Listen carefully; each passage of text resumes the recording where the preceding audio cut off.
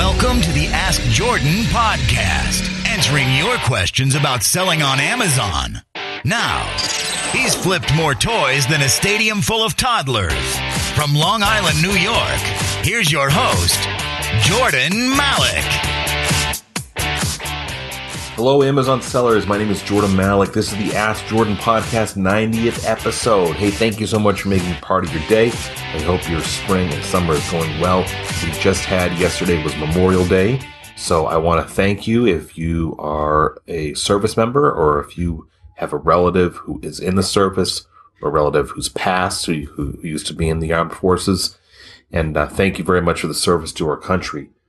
Today's sponsor is reselltoys.com. Reselltoys.com. That's my ebook that describes over 136 readily available, out of production, and used toys and games that are in demand on Amazon and eBay. Now, reselltoys.com. In episode 88, I describe how now is the time to be sourcing toys and games, new and used, for the Christmas selling season. That's right. Christmas is still a good, 8 months away. Now is the time to be sourcing. Your biggest profit potential is with those out of print and used, Amazon calls them, collectible toys and games. And my reselltoys.com guide helps you locate those profitable toys and games near you. No scanner required. Get it today at reselltoys.com. It's an instantly downloadable ebook. It has a 60-day, no questions asked, 100% money back guarantee. And when you do buy it, you get free updates for life. Head over to reselltoys.com, reselltoys.com. This is a podcast where we only answer your questions about selling on Amazon. Now, every episode, we answer a different question from you, the listener, about selling on Amazon. If you missed an episode, that's all right. Head over to askjordan.net, askjordan.net. You'll see our recent episodes there and a link to our archived episodes. You can listen on Podbay, you can listen on Stitcher, you can listen on iTunes, you can listen on YouTube. And if you want to hear your voice on an episode and get 7 of my best-selling ebooks 100% free, I'm going to tell you how to do that after we answer today's question. And today's question is from Joel. Go ahead, Joel. Hi, Jordan. My name is Joel. I'm a new Amazon seller, and I encountered something today which I hadn't encountered before. I got a notice from an exclusive distributor, I assume, that was from their legal team, saying that they owned the brand name for a particular item, that it was trademarked, and so that I could not sell under their listing. Now, I was under the impression that if I found clearance merchandise at a retail establishment, it didn't matter because I was selling under my own business name. But I'm not sure. So what do you think? Thanks. Bye-bye. Joel, thank you so much for asking that question, because we've been getting a lot of that lately, hearing from a lot of sellers who are receiving these warnings, quote-unquote warnings.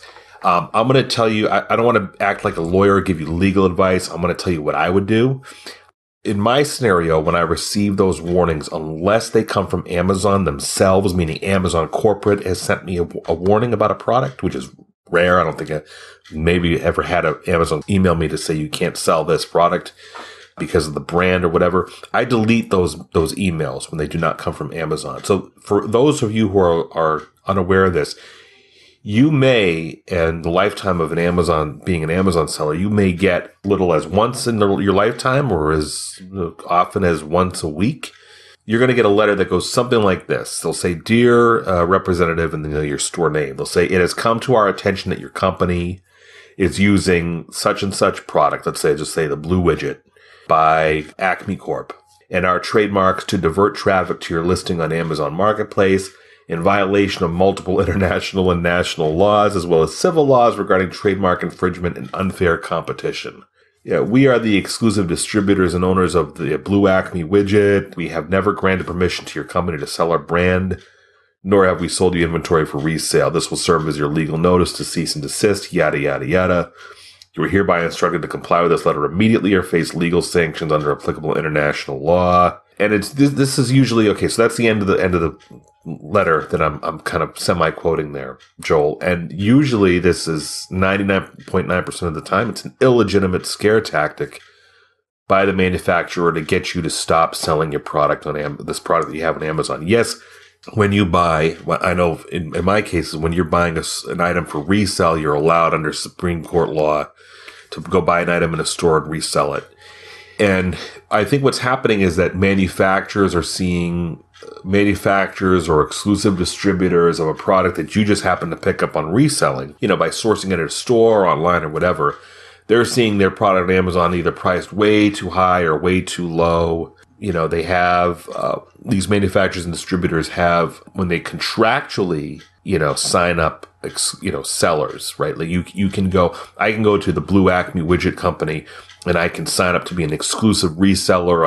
I can get a reseller agreement with them and sign something that keeps me within their price restrictions. They'll say that my minimum or maximum advertised price, I think it's MAP, is minimum advertised price. There's a certain price point I can't go below when I'm selling the product. But that's if I have a reseller agreement with a business. I have no reseller agreements with any business. I've sourced the bulk of my products come from the same way you source. It's, online sourcing, online arbitrage, retail arbitrage, liquidation stores. I do a tiny bit of wholesale, a tiny bit of private label. So this is usually a scare tactic because people don't want to see their product on Amazon. They don't like the competition. People, meaning a manufacturer or distributor or whatever, they don't want to see competition. They don't want to see their prices change. They don't want to see their prices plummet, etc. And they go around using the scare tactic that sounds very fancy with a lot of legalese and CC's lawyers that do not exist, particularly one that I saw recently when they, contacting you from a different country. Even if the concern was legitimate, if it was legitimate legal infraction that you were doing, I don't know how successful you can be suing somebody from another country.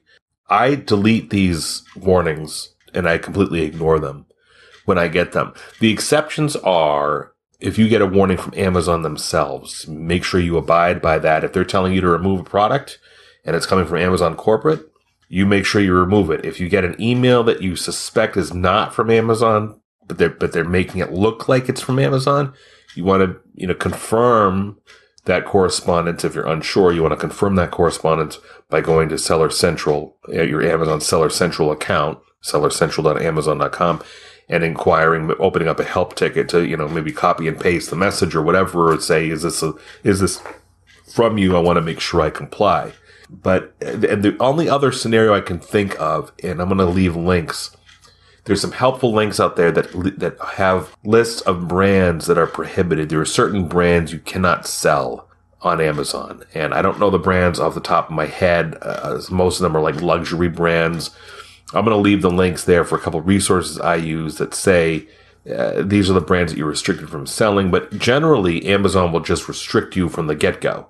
So you won't be able to list those products in the first place.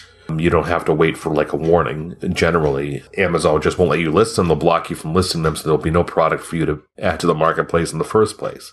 So Joel, in those instances, they're doing these letters that you're getting and that other sellers are getting. They're doing a semi-good job of scaring the bejesus out of people, and it's a sleazy, slimy tactic to get people to pull their listings.